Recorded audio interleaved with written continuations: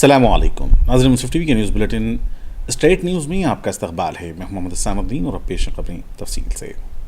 दिल्ली के शाहीन बाग की तरह झारखंड की राजधानी रांची के कटरू में शाहीन बाग की तरह एहतजाज का सिलसिला जारी है। ऐसे में अब इस एहतजाज में जुटी ख़वातीन के साथ आइन और कानून को बताने वाले वकीलों का भी साथ मिला है। क्या कुछ रहा इस एहतजाज में, हमारे नुमाइंदे मोइज़ुद्दीन ने इसका जायज़ा लिया। देखिए रांची के कटरू से ये रिपोर्ट।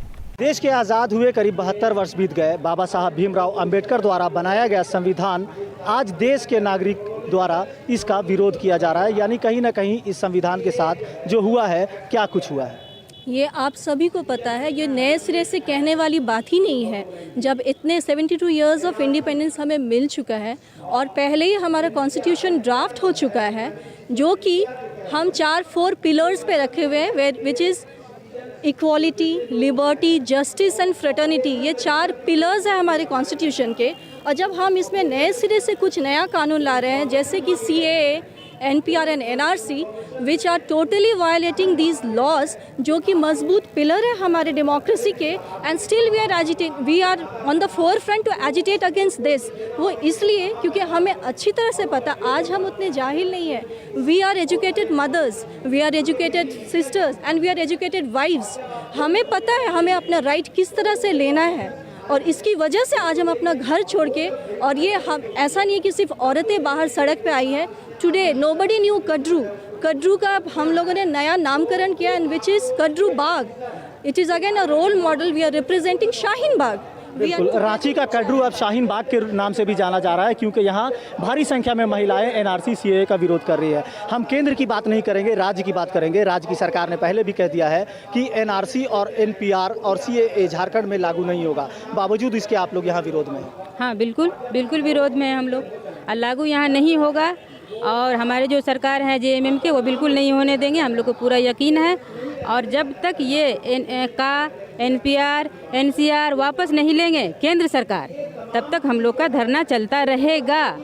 और बस क्या झारखंड राज्य में सरकार रघुवर की हो या हेमंत की, सभी ने महिलाओं के सशक्तिकरण और विकास की बात कही है। बावजूद इसके आप लोग सड़कों पर हैं, क्या कहेंगे अब? ये बहुत अफसोस की बात है कि आज हम लोगों को सड़क पर आकर के खड़े हो जाना पड़ा। हम लोग कभी ये सोचे भी नहीं थे कि हम लोग को सड़क पर आकर के खड़ी होने पड़ेगा। देखिए, हम तो मेन बात यही है कि मोदी सरकार को यही कहना चाहते तो आप, हम लोग सोए में तो आपने जगा दिया, और सारे लोगों को एकता के सूत्र में आपने बांध दिया।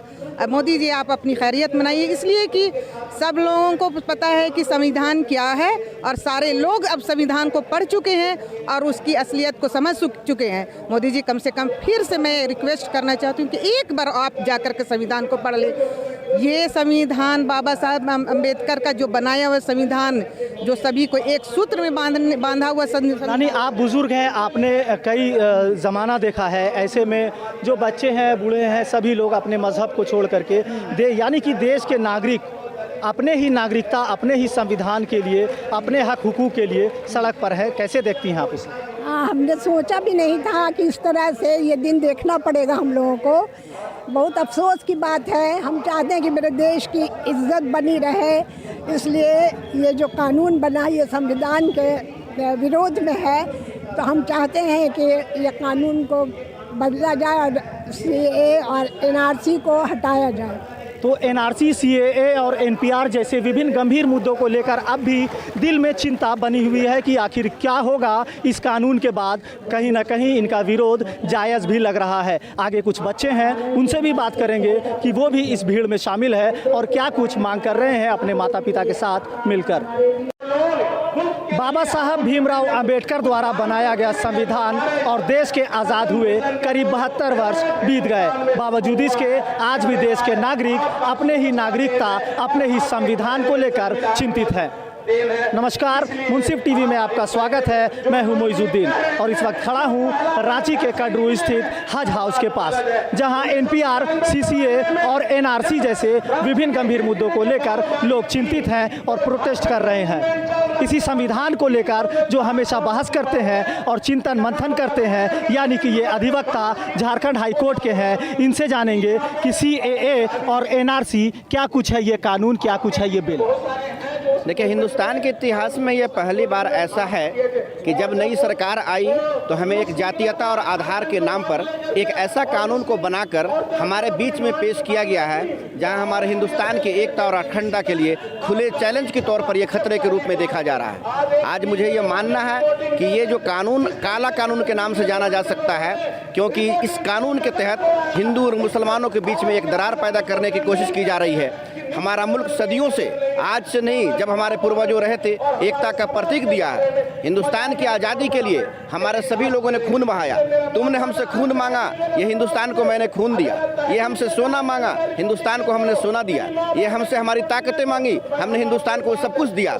आज जिसको मैंने ऑनर बनाया, जो कल के डेट में मांग रहे थे कि तुम मुझे राजा बनाओ, मैं तुम्हारे देश की हिफाजत करूंगा, आज मैंने उसको ऑनर बनाया और हमें किराएदार घोषित करने पर तालू है। आज वो हमसे सर्टिफिकेट मांगते हैं कि तुम सर्टिफिकेट पेश करो। मुझे ये कहना ये है और ये खुलकर कहना है कि जो लोग आज इसके खिलाफ में पूरे मुल्क में धरना दे रहे हैं, बिलखुसूस तौर पर उन लोगों को मैं बहुत जोरदार स्वागत करता हूं, जो यहाँ से लेकर दिल्ली और लखनऊ तक की आवाज़ें गूंज रही है। और वो शाहीन बाग की औरतों को खासकर विशेष तौर पर मैं उनको कहना चाहता हूँ कि शाहीन कभी थककर शाहीन के परवाज कभी गिरता नहीं, और ये कभी भी शाहीन तेरा परवाज थककर कभी गिरता नहीं। अगर हौसला अजमत हो तो ये हिम्मत जवा हौसला जवा, फिर आसमां को तख्त सुलेमा बनाइए। और इसी कदर के साथ हम इसका विरोध तब तक करते रहेंगे जब तक हमारा अधिकार संविधान को गलत साबित करने के लिए वो तैयार न हो जाए और ये सरकार उसके आगे नतमस्तक न हो जाए। बिल्कुल, किसी भी देश का संविधान वहाँ के नियम और कानून के लिए बनाया जाता है, और ऐसे में अपने भारत देश में अपने ही नागरिकता, अपने ही संविधान के लिए आज देश के नागरिक सड़कों पर हैं। कैसे देखते हैं इसे?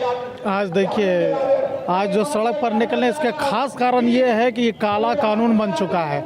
आज हमारे साथ ओखला जो बैठे हैं, ओखला के बैठने का खास वजह ये है कि आज कानून के जो रखवाले हैं, कानून बनाने वाले हैं, आज वही कानून के लोग इसके खिलाफ उतरे हैं। इससे जाहिर है कि हमें तोड़ने और बिगाड़ने का काम किया जा रहा है। इसको रोका जाए, हम इसका सही तौर पर कंडम करें। इससे कानून को हम कभी एक्सेप्ट नहीं करेंगे। बिल्कुल, तो संविधान को लेकर चिंता है, पूरे देश भर में इसका प्रोटेस्ट, इसका विरोध चल रहा है। ऐसे में झारखंड हाईकोर्ट के कुछ सीनियर अधिवक्ता हैं, इनसे हम जानेंगे कि CAA, NRC और NPR क्या है और इसका विरोध पूरे देश भर में क्यों हो रहा है, क्या लगता है? देखिए, आपने हमारे माननीय होम मिनिस्टर से सुना होगा कि क्रोनोलॉजी बताते हैं वो। NPR, नेशनल पॉपुलेशन रजिस्टर, ये तैयार किया जा रहा है। उसमें कुछ इन्फॉर्मेशन ऐसे हैं जो एक्स्ट्रा इन्फॉर्मेशन मांगा जा रहा है, जैसे आपके माँ बाप कहाँ पैदा हुए, कौन से जगह पे पैदा हुआ, डेट ऑफ बर्थ चाहिए, there are so many other details वो मांग रहे हैं। तो वो जब आप डिटेल्स देंगे तो उसका वेरिफिकेशन होगा, और वेरिफिकेशन होने के बाद जब आपका डाउटफुल होगा तो वो डाउटफुल लिस्ट में चला जाएगा। आपका वोटर लिस्ट, डाउटफुल वोटर के लिस्ट में आप जब चले जाएंगे तो आपका सारा राइट जो है सीज कर जाता है। जो कॉन्स्टिट्यूशन में जो राइट मिला वो सीज कर जाता है। अब क्या है कि जब आप डाउटफुल सिटीजन हो जाएंगे तब वो जो NCR जो है उसके तहत जो है आप सिटीजनशिप, इसके तहत जो है आपको सिटीजनशिप से भी बाहर हो जाएंगे। और जब सिटीजनशिप से बाहर हो जाएंगे तो अदर देन मुस्लिम्स, उनको तो आप 2014 में जो अभी आपने अमेंडमेंट लाया है CAA के तहत जो है, वो CAA के तहत जो है 2019 का जो एक्ट बनाया उसके तहत तो आप लोगों को सिटीजन बना देंगे।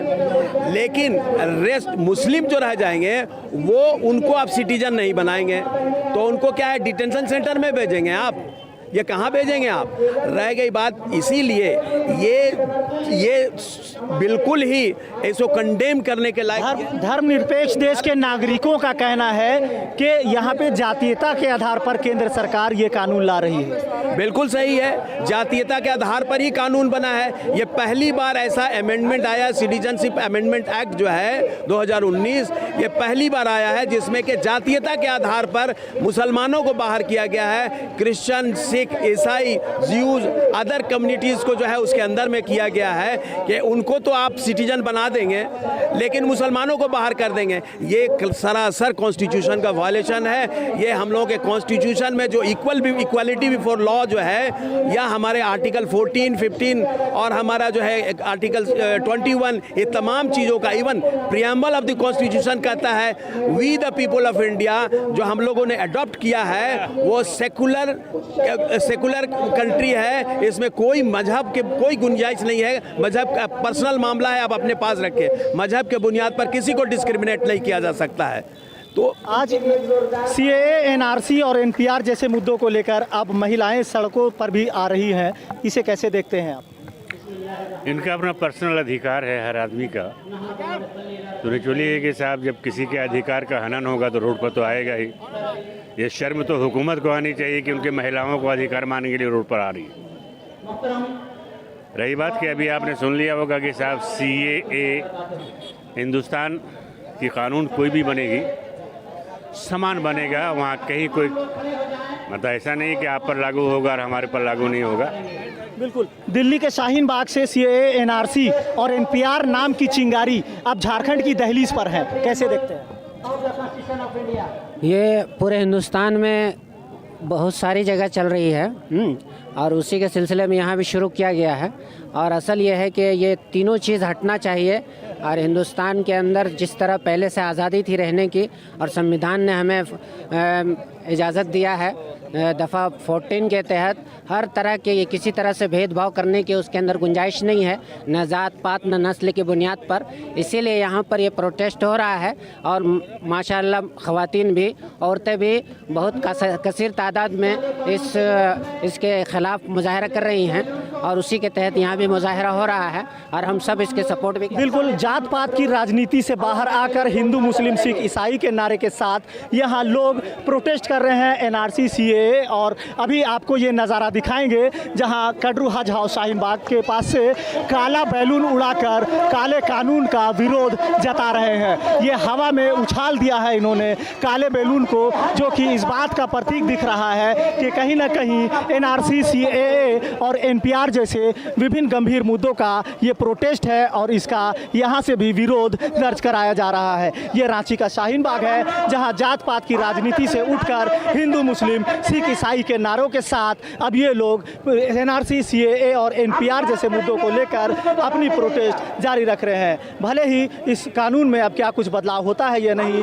ये आने वाला समय दिखाएगा।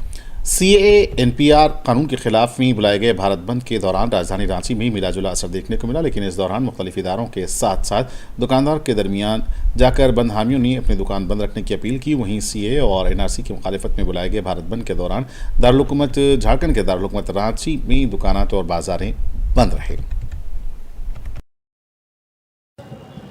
हम लोग जो है यहाँ पे बंद कराने के लिए नहीं आए हैं, हम लोग दुकानदारों से अपील करने के लिए आए हैं कि अपने मतलब कारोबार को जो है आज किसी तरह सा का कोई मतलब दंगा ना हो, किसी तरह का कोई बोदरेशन ना हो, इसलिए हम लोग दुकानदारों से अपील करने के लिए आए हैं। हम लोग बंद कराने के लिए नहीं आए।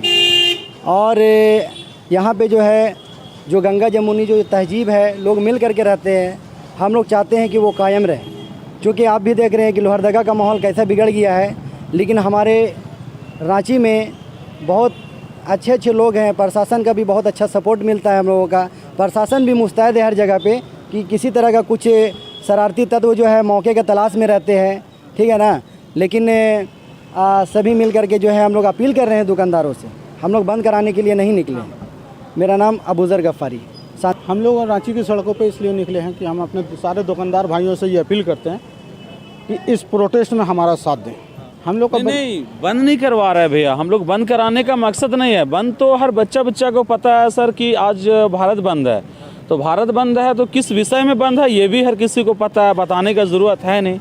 लेकिन हम लोग का रिक्वेस्ट आम इंसान आम आदमी से यही है कि हम लोग का भी बीवी बच्चा भाई परिवार सबका है, सब अपना अपना दुकान हम लोग बंद करके और घूम रहे हैं सिर्फ इसलिए सर क्योंकि आदमी जो सोचा है, जो समझा है, जो इतना बड़ा और भी अधिकारी लोग हैं, अफसर लोग हैं, हर कोई आज छुट्टी में है भारत बंद के लेके, तो हम लोग भी चाह रहे हैं सर, हाथ जोड़ के अपील कर रहे हैं यही इंसान से और हर आवाम से, आदमी से कि आज जैसे बंद है तो सब साथ दे, एक दूसरे को आगे बढ़ाए और दुकान अपना बंद रखे। और कमाने खाने के लिए तो ज़िंदगी बचा हुआ, पर सर शहर नहीं रहेगा, घर नहीं रहेगा, दुकान नहीं रहेगा, हम लोग खुद नहीं रहेंगे तो कमाएंगे क्या, रखेंगे क्या और खाएंगे क्या। बस नाम मोहम्मद शाहिल हुआ सर। CAA और NRC की मुखालिफत थमने का नाम नहीं ले रही है। इसके खिलाफ बुध को बहुजन क्रांति मोर्चा की जानिब से मुल्की बंद का ऐलान किया गया, जिसका असर झारखंड में भी देखने को मिला। भारत बंद का खास असर ट्रांसपोर्टिंग निज़ाम पर भी देखने को मिला। भारत बंद की हिमायत झारखंड के कई आदिवासी तंजीमों और समाजी तंजीमों ने भी की थी।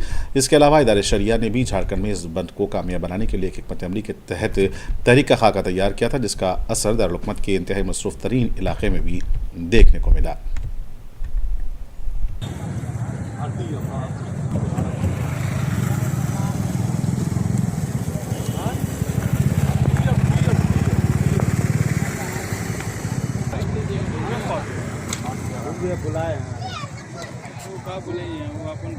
लिए आए हैं, कहाँ जाएंगे? बिहार से।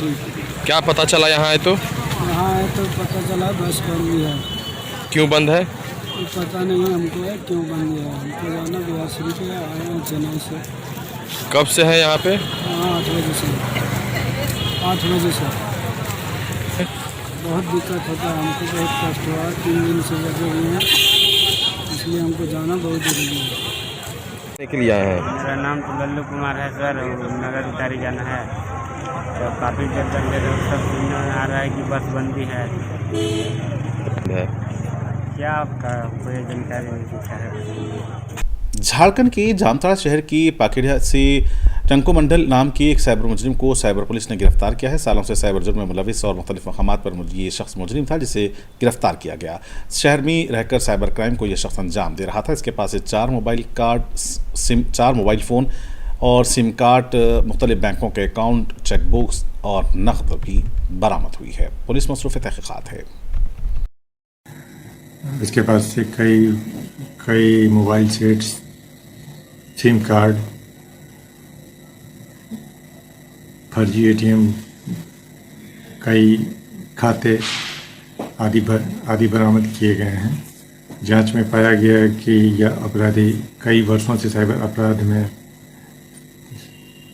सक्रिय है। ये पूर्व में भी कई बार साइबर कांडों में जेल जा चुका है।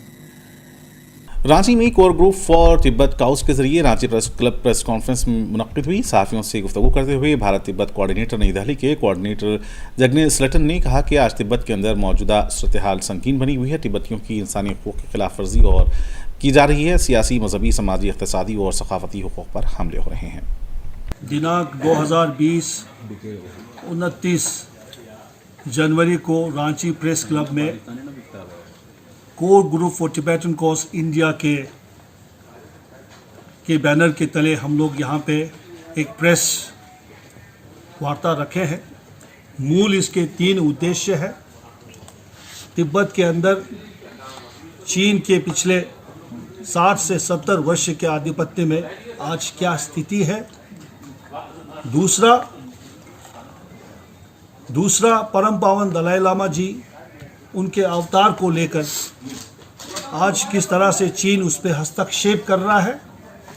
और तीसरा, तिब्बत की संस्कृति, तिब्बत की भाषा वो भारत से जुड़ी हुई है और भारत में हम किस प्रकार से इस विषय को और जागृत करने के रास्ते में हम क्या कर रहे हैं, वो इन 3 विषयों को लेकर के आज हम लोग यहाँ ये प्रेस वार्ता कर रहे हैं।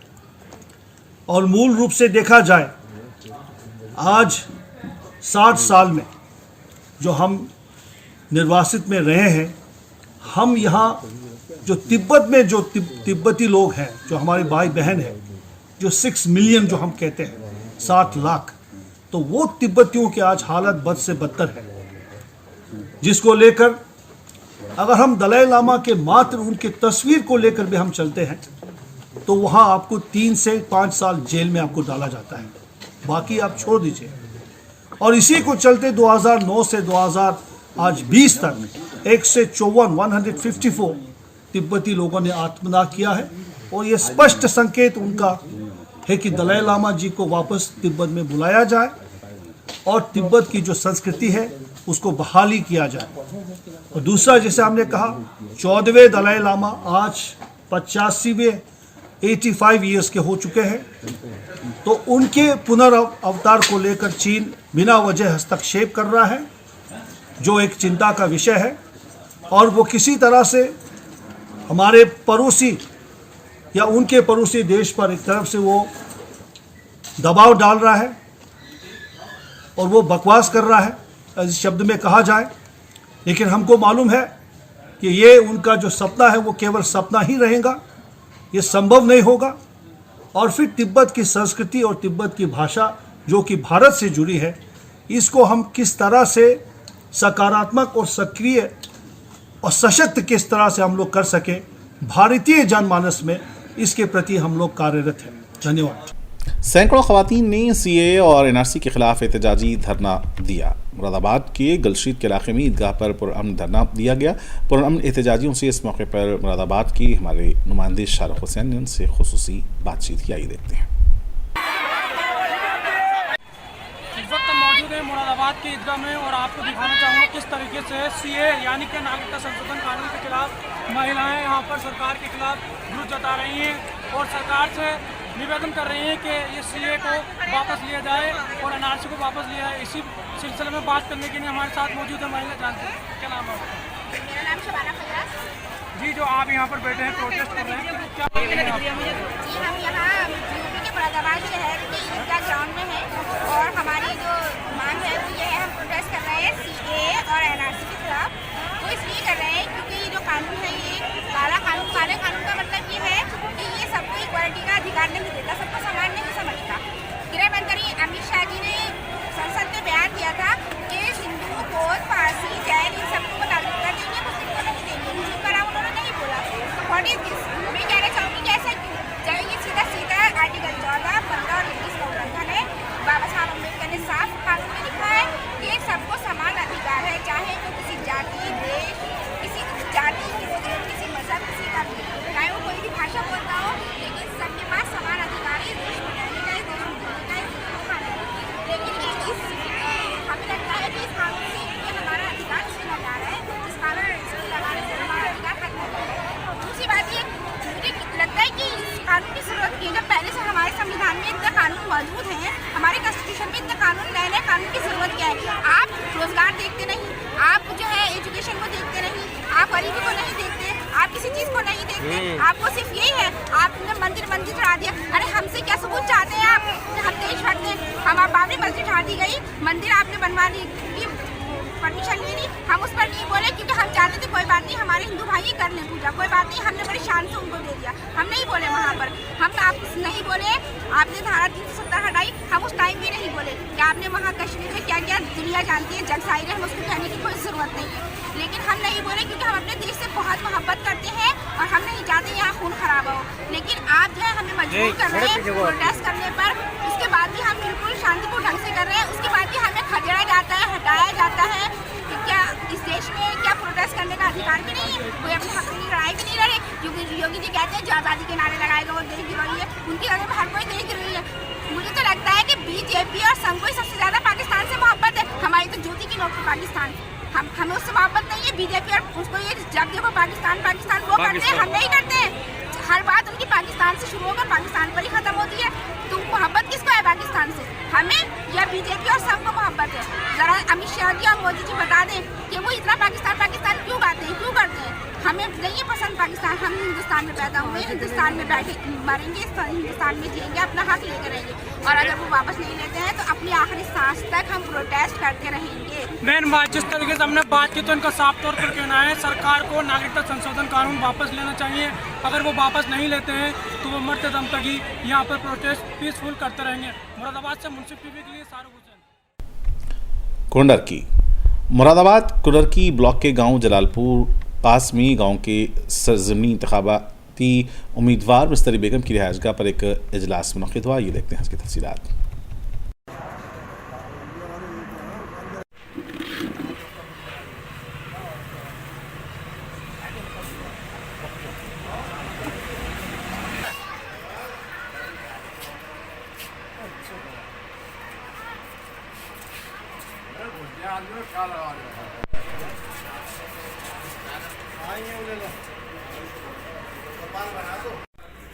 तीन तारीख में वोटिंग है, 3 तारीख में वोटिंग है और पर्चे तो 9 लोगों के भरे गए हैं।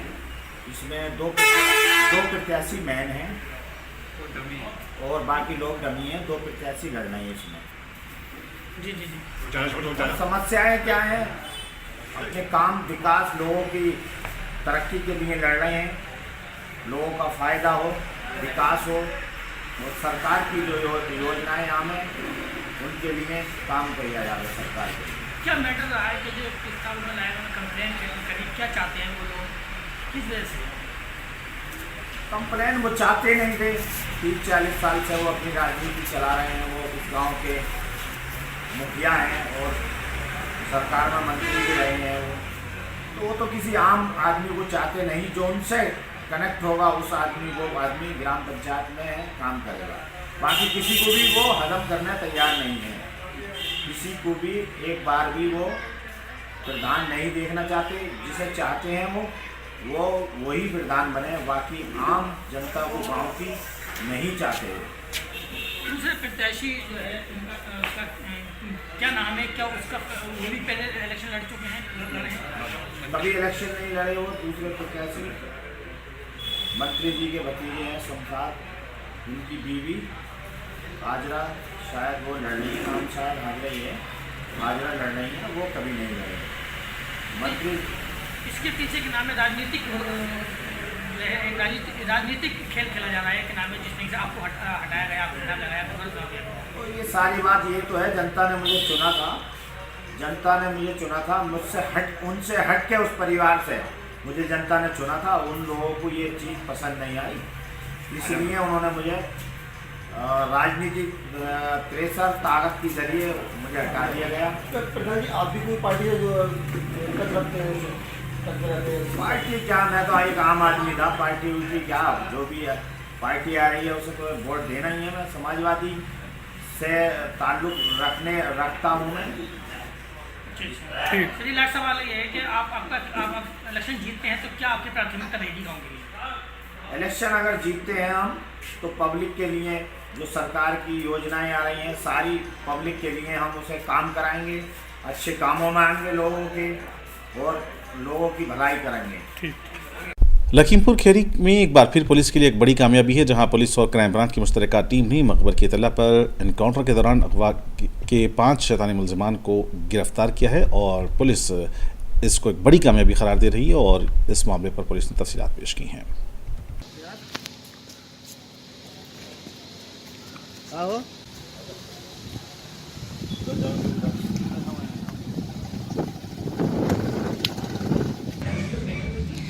एक ये जो जग प्रताप यादव है, इससे एक महंत हैं धोरारा में, महंत छोटे ब्रह्मचारी, इन्होंने ज़मीन खरीदी थी जिसका कुछ रुपया बकाया था और ये जब पैसा वापस नहीं दे रहे थे तो जो जग प्रताप यादव है इसने अपने 4 साथियों के साथ मिलकर 4 साथी जो कि मुबारक, नफीस, नौसाद और इमरान हैं, इनके साथ मिलकर 24 तारीख में महंत हैं जो बाबा, इनका अपहरण किया और इनके जो बैंक से ATM के जरिए पैसे निकलवाए के तुरंत मुकदमा 24 में ही पंजीकृत करके केस को वर्कआउट करने के लिए क्राइम ब्रांच और धोरारा थाने की टीमें लगाई गई थी। आज रात्रि में ये बाबा को विषय कुशल बरामद किया गया है और जो 5 अभियुक्त हैं उनको गिरफ्तार किया गया है। जो गाड़ी है वह बरामद की गई है और कुल 2,11,000 रुपया, 2 तमंचे और कारतूस इनसे बरामद हुए हैं। 7 मोबाइल बरामद हुए हैं और ATM और जो खाली और भरे हुए चेक हैं वो इनसे बरामद हुए हैं। पूरे केस को क्राइम ब्रांच की टीम और धोरारा थाने की टीम ने वर्कआउट किया है। इसके लिए 10,000 रुपये नगद पुरस्कार भी टीम को दिया जा रहा है। भारत बंद की कॉल का असर उत्तर प्रदेश के बहुत सारे इज़ला में देखने को मिला, जहां यही असर लखीमपुर खीरी में भी देखने को मिला, जिसकी वजह से यहां पर कारोबार और तालीमी इदारे बंद रहे, बाजार बंद रहे, ताजिरों ने अपनी दुकानें बंद रखी और एहतजाज बनाया। जी, ये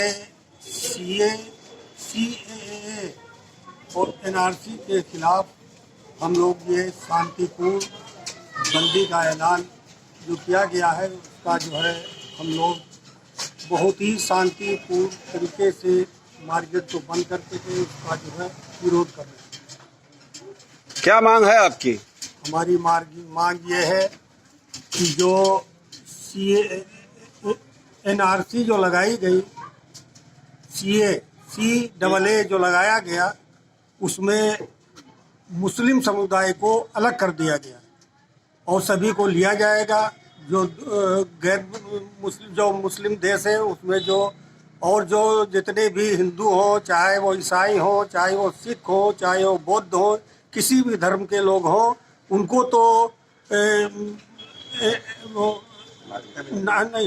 उनको जो है सीएए के जरिए उनको नागरिकता दी जाएगी। और हम लोग जो यहाँ के ऊपर सदियों से आदम अलैहिस्सलाम से लेकर अब तक जो रह रहे हैं, हमको नहीं दी जाएगी, क्योंकि हम लोग मुस्लिम हैं। इसलिए क्या मांग क्या है आपकी? हमारी मांग ये है, ये कानून सीए, एनआरसी, एनपीआर जितने भी हैं, ये इनको सबको रद्द किया जाए।